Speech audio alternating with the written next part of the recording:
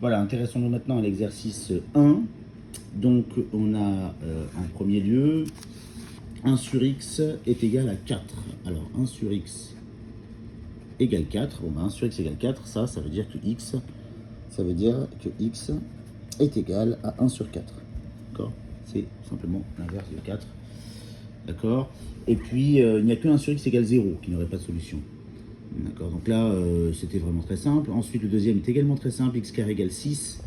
Donc si x carré égale 6, bah, ça veut dire que x, il vaut racine de 6. D'accord? Puisque quand je mets au carré, ça fait 6. Mais également, enfin, ou bien, x égale également moins racine de 6. Alors on va le noter comme ça. L'ensemble des solutions, bah, c'est uniquement moins racine de 6, racine de 6. C'est ces deux valeurs-là. Voilà. Après, pour x carré égale moins 1, donc pour x carré égale moins 1, bah, on sait qu'un carré n'est jamais négatif. Donc ça, bah, ça n'a aucune solution. Ça n'arrivera jamais. Aucune solution. Et puis, pour 1 sur x moins 1 égale 1 demi, d'accord? Donc 1 sur x moins 1 égale à 1 demi. Bon bah en fait, il faut qu'en bas on ait 2, d'accord? Donc ça veut dire que x moins 1 égale 2, et que donc par conséquent x égale 3. D'accord? Ça c'était pas très dur. Après la E.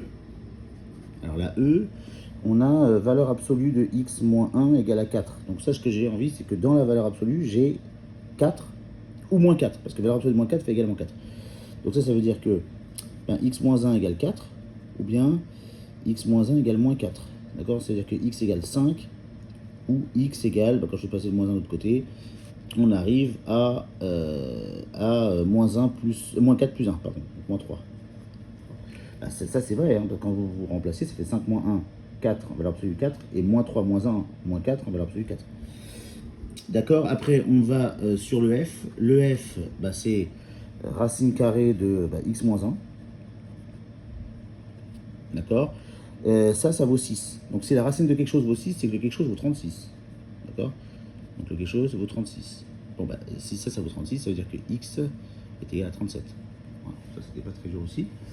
Et puis, pour le g, on a x plus 1 au carré qui vaut 36. Ça, c'est différent de ce qu'on vient de faire. Vous allez voir, ça a l'air de ressembler beaucoup. Mais en fait, pas du tout. Parce que là, on va avoir deux solutions. Un carré qui vaut 36, ça veut dire un nombre au carré vaut 36, c'est-à-dire que le nombre, c'est-à-dire x plus 1, vaut soit 6, soit x plus 1 vaut moins 6. D'accord? Et donc ça veut dire en fait que x est égal à 5, ou x est égal à moins 7. D'accord? Il y a deux solutions. Et puis enfin le dernier, x carré égale 0. Bah, le seul nombre qui mis au carré donne 0, ça sera 0. Voilà pour l'exercice 1.